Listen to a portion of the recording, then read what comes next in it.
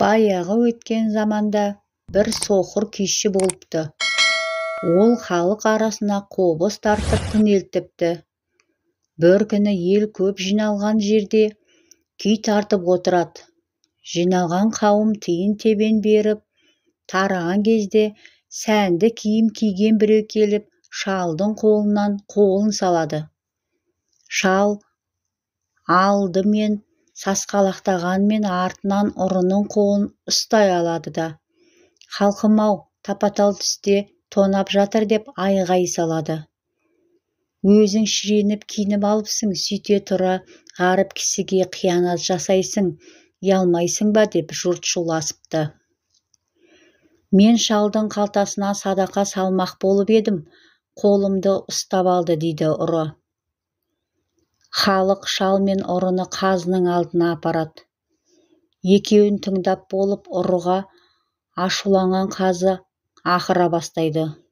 Сол кезде ұры ұялмастан: «Мырза, менің әке-шешем бай, қайдағы бір соқыр шалдың қиянат жасап не қылайын? Садақа бермек болып едім, қолымды ұстай алды» дейді. «Сен сияқты сұмды тәрбиелеген қандай әкең?» деп тепсінеді. «Мырза, сіз білесіз» дейді ұры. «Сенің әкеңді де дарға асқызамын» деп ақырады қазы.